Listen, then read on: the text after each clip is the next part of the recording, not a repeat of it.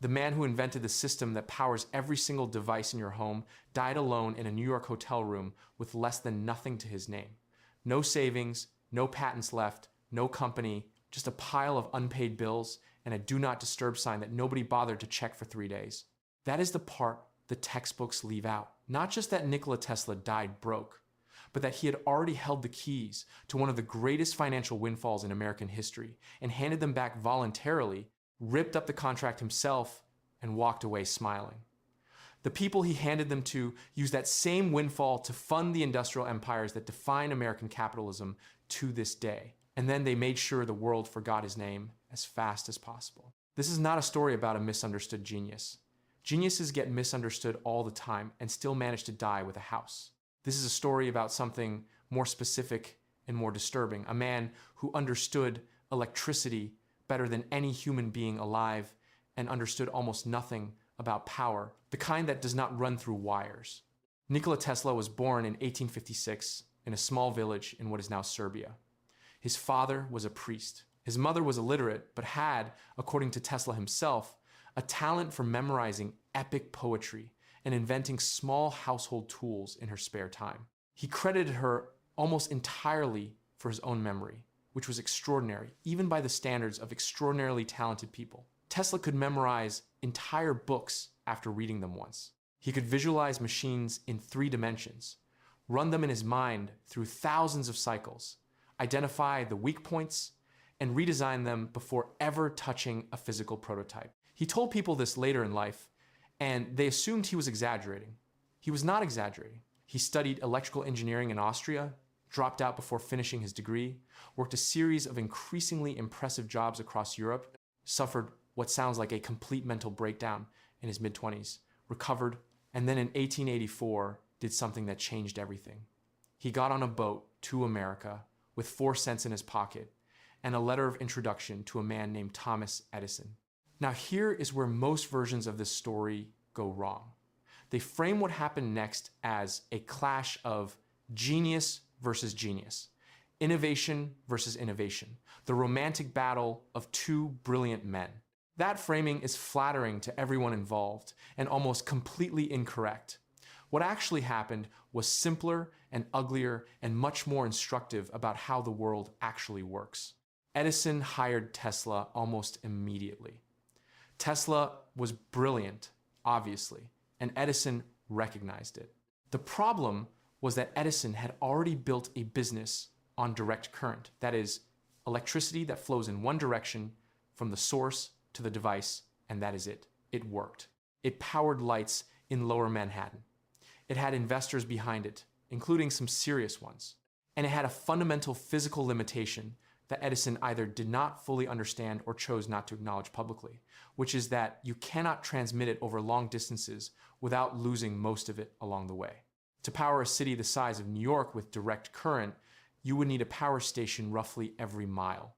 To power the continental United States, you would need a power station on every street corner in the country. The math was not great. Tesla had already figured out alternating current electricity that reverses direction many times per second, which sounds counterintuitive until you realize it can be stepped up to very high voltages for transmission over long distances and then stepped back down for safe use at the destination. The kind of current that today runs through every power line on Earth. The kind that powers the screen you are watching this on right now. Tesla had the theoretical framework for it, and he wanted to build it. Edison told him, more or less, that alternating current was a dead end, and that he should focus on improving direct current systems. He also told Tesla, according to Tesla's own account, that there was $50,000 in it for him if he could improve the efficiency of the direct current dynamos the company relied on. Tesla spent months doing exactly that. He succeeded in ways that went well beyond what Edison had asked for. Then Edison told him the $50,000 offer had been a joke. An American joke, he reportedly said, that Tesla had not yet learned to appreciate. Tesla quit. This is the part I want you to sit with for a second, because it matters for everything that comes later. Tesla was not a wealthy man at this point. He was an immigrant in an unfamiliar country who had just been swindled out of what would today be worth well over $1 million.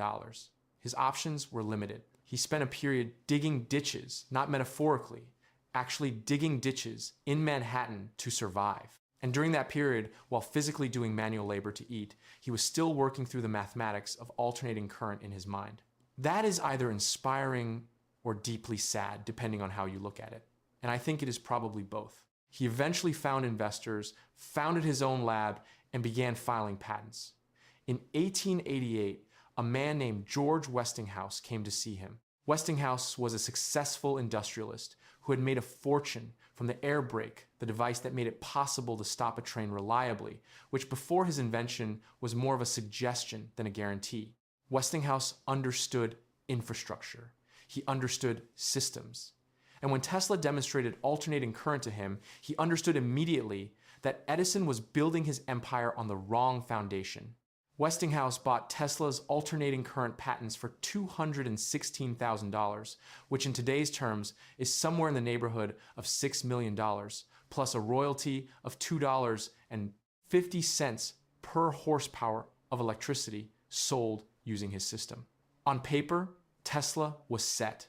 If alternating current won, and there was every reason to believe it would, the royalties alone would make Tesla one of the wealthiest men in America within a decade. What happened next is known as the War of Currents. And I am going to tell you something about it that most accounts skip over, because it is genuinely hard to believe about someone as historically celebrated as Edison. Edison knew he was losing. He knew the physics favored alternating current. He knew the geography favored it. He knew that Westinghouse and Tesla had the better system, and that the better system was going to win unless he did something drastic. So he ran a public relations campaign of such spectacular dishonesty that it would be satirized for a century afterward if the people running it had not been so obviously terrified. Edison's team began publicly electrocuting animals with alternating current to prove it was dangerous. Dogs, cows. Eventually, in 1890, a horse. They were trying to get the word Westinghouse adopted into the English language as a synonym for electrocution. They lobbied successfully to have the first electric chair use alternating current so that the association between AC power and death would be cemented in the public imagination. The man most responsible for the phonograph and the incandescent light bulb spent the late 1880s trying to electrocute as many large animals as possible in public. Yep, you heard that right. It did not work. The physics were too overwhelming. In 1893, Westinghouse won the contract to light the Chicago World's Fair using Tesla's alternating current system. 100,000 lights powered by a technology that Edison had called a death trap. 250,000 people showed up on opening night and stood in the glow of it. And then, 2 years later, Tesla and Westinghouse won the contract to harness Niagara Falls to turn one of the most powerful natural spectacles on Earth into an electrical power source that could supply the entire northeastern United States. It was the moment that settled the argument permanently. Alternating current had won. Edison had lost. The modern electrical grid was born. Now, I need to tell you about George Westinghouse and what happened to his company during this period, because this is where the story stops being about science and starts being about something else entirely. The War of Currents was expensive. The legal battles were expensive. Building out the infrastructure was expensive. Westinghouse found himself in serious financial trouble right at the moment his technology had just been vindicated by history. The royalty payments owed to Tesla, which were growing as alternating current was deployed more widely, were becoming a strain the company might not survive. Westinghouse went to Tesla personally. He explained the situation.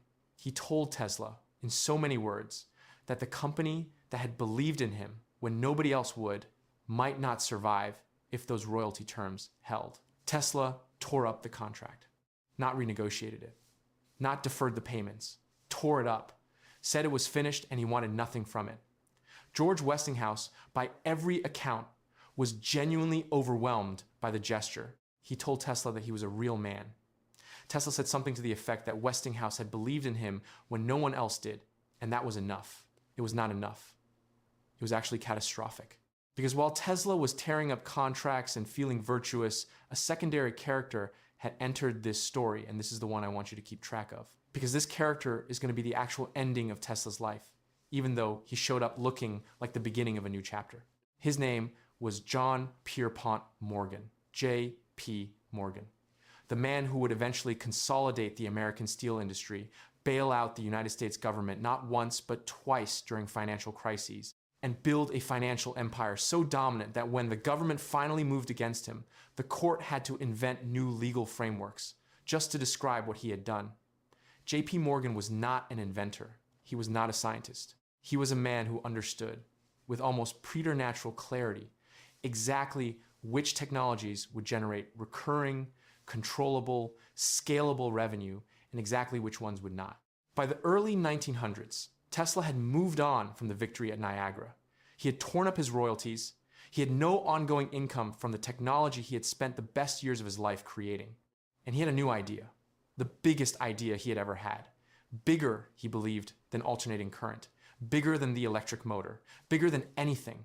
He wanted to transmit energy wirelessly through the earth and the atmosphere. Not just information, though, he was also working on that, but actual electrical power. A global wireless energy system, unlimited electricity everywhere on Earth, free of charge for every human being alive. He called his proposed tower Wardenclyffe. He started building it on Long Island in 1901. He went to J.P. Morgan for the money to finish it. Morgan gave him $150,000, about $5 million in today's terms, for a controlling interest in the project.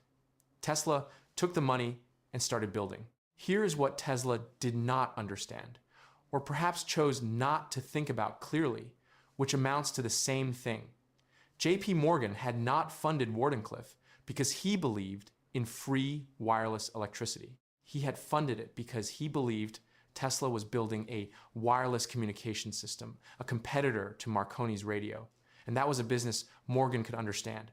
Toll booths, meters, subscription fees. Something you could charge people for because they needed it and could not get it any other way.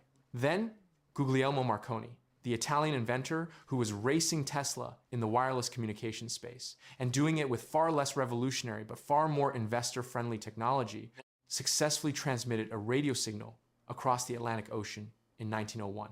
And Morgan, being the kind of man who understood money better than he understood anything else, began redirecting his capital toward Marconi's operation.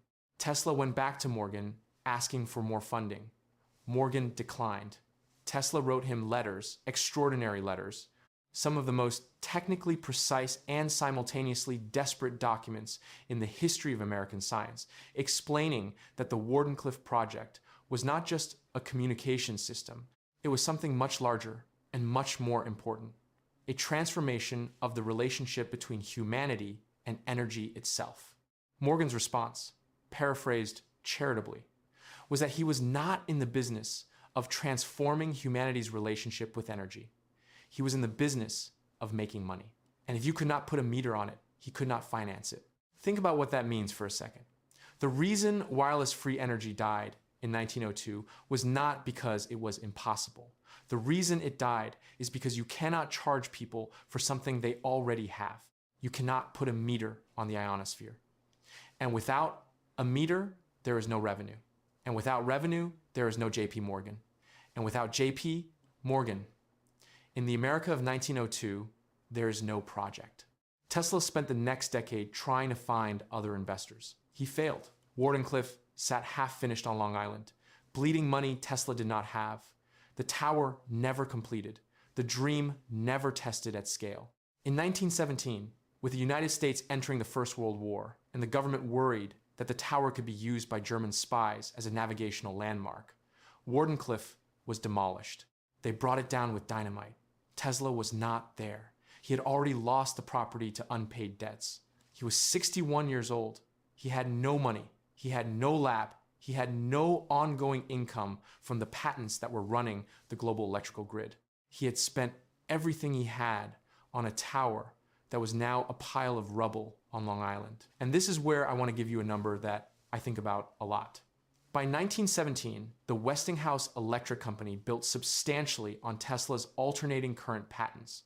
The patents he had torn up the royalties for out of loyalty and gratitude was worth hundreds of millions of dollars. The electrical industry built on his foundational work was generating billions of dollars a year in revenue. The entire infrastructure of American industrial civilization ran on systems he had conceived, patented, and then surrendered for nothing. And Tesla's net worth at that moment was functionally negative. He owed more than he owned.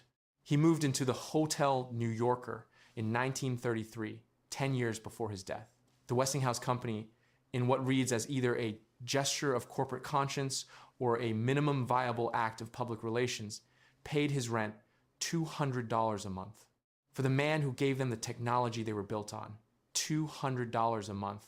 He spent those last years in the hotel writing, thinking, claiming to have developed a particle beam weapon he called the Teleforce, what the tabloids insisted on calling a death ray, which is exactly the kind of phrase that makes serious scientists stop returning your letters. He fed pigeons from his window. He developed what sounds like obsessive-compulsive rituals around the number 3. He fell in love in the particular way that deeply isolated and eccentric people sometimes do, with a specific white pigeon that he fed and cared for and described in terms that make it clear she was, at that point in his life, among the most important relationships he had. He died on January 7th, 1943, alone in room 3327 of the Hotel New Yorker. The Do Not Disturb sign was still on his door when the maid found him 2 days later. He was 86 years old. Within hours of his death, agents from the Office of Alien Property, a wartime government office that had authority over assets belonging to foreign nationals, showed up at his hotel room and seized everything. His papers, his notes, his models, his correspondence, decades worth of scientific work.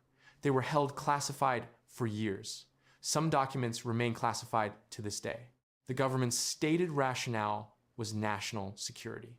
The real concern, according to people who worked on declassification efforts for decades afterward, was the particle beam research. But here is the part that reframes everything that came before it.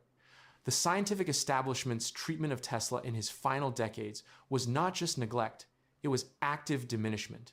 The Nobel Prize Committee had shortlisted both Tesla and Edison for a joint prize in 1915, then pulled back reportedly because neither man would accept sharing the honor with the other, though that version of events has never been fully confirmed.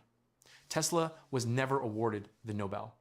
Edison was never awarded the Nobel. But the difference is that Edison died wealthy, celebrated, and enshrined in the national mythology as the quintessential American inventor. Tesla died in a hotel room with $200 a month in charity payments from a company that owed him everything. And here is the subplot that I have been threading through this whole story, the one I promised you earlier, and it closes here. J.P. Morgan did not just decline to fund Wardenclyffe. According to researchers who have spent careers in this material, Morgan actively leveraged his enormous financial influence to make sure Tesla could not find alternative funding from other sources. When you control the banks, when you control the creditors, when you have personal relationships with every major industrialist in the country, you do not need to destroy a man directly. You just need to make sure that every door he knocks on stays closed. Morgan may never have said a word against Tesla publicly. He did not need to. The architecture of financial power does that work invisibly, politely, and completely. Tesla spent 20 years after the Wardenclyffe collapse knocking on doors. Not one of them opened. A man who had demonstrated with mathematical precision one of the foundational technologies of modern civilization could not raise the money to finish a single tower. That is not the market making a rational judgment about scientific feasibility. That is something else. Now, let me give you the number that puts all of this in scale, because I think the abstract unfairness of it only becomes real when you attach specific quantities to it. The global electrical power industry in 2023 generated revenue of approximately $3.8 trillion every year, not cumulatively, per year. The foundational architecture of that industry, the alternating current system, the AC induction motor, the polyphase distribution system was invented by a man who died with unpaid hotel bills and a classified filing cabinet. He received no ongoing royalties because he tore up the contract. He received no Nobel Prize. He received no national monument during his lifetime. He received $200 a month in rent payments from the company he had saved, and a pigeon that came to his window every morning. There is a broader lesson here that I am deliberately not going to state directly, because you are smart enough to draw it yourself, and I think it lands harder when you arrive at it on your own. but I will point at the shape of it. Every time Tesla had a choice between protecting himself financially and pursuing the thing he believed in most completely, he chose the thing. Torn up contracts, underfunded towers, transferred patents, years of manual labor in between discoveries. He was not naive about money. He understood how the world worked. He had watched Edison operate with forensic clarity, but he seemed genuinely unable to make the calculation that most of us make instinctively, the one that says you have to protect yourself first, or eventually you will have nothing left to give. He made the other calculation, the romantic one, the one that says the work is the thing and the recognition and compensation will follow because how could the world not eventually recognize something this important? The world did not work that way. The world has never worked that way. And anyone who has ever poured everything into something real and true and important and watched someone else monetize it while they were left behind knows exactly what I mean. What makes Tesla's story sting in a particular way, different from just a sad story about a struggling inventor, is the specificity of who benefited. It was not random market forces. It was not abstract systemic failure. It was identifiable people making identifiable decisions with identifiable consequences. Edison's campaign of deliberate misinformation, Morgan's withdrawal of funding, the financial architecture that made sure no alternative funding ever materialized. These were choices made by specific human beings who understood what they were doing. The fact that Tesla never accused them with bitterness, never mounted a public campaign for recognition, never even hired a lawyer to recover what was owed to him. That restraint is either the most admirable thing about him or the thing that made all of it possible. Maybe both. There is one more thing I want to tell you, and it is the detail I keep returning to. In 1943, the same year Tesla died, the United States Supreme Court ruled on a patent dispute that had been grinding through the courts for years. The ruling established, formally and legally, that Nikola Tesla, not Guglielmo Marconi, had been the true inventor of radio. The patents were his, the credit was his, officially, legally, on the record. The ruling came through 7 months after his death. 7 months. He had waited his entire adult life for that recognition. He had filed the original patents in 1897. The Supreme Court got there in 1943. He missed it by 7 months. The pigeons kept coming to room 3327 for a while after that. Nobody was feeding them anymore, but they came anyway. Eventually they stopped. The lights stayed on though. They are still on, yours included. Every single one of them running on the system of a man who died with nothing, in a hotel room with a do not disturb sign, in a city whose entire electrical grid he had helped build, waiting for a door to open that JP Morgan had quietly, permanently locked from the other side. That is the part they left out of the textbooks, not the genius, the lock.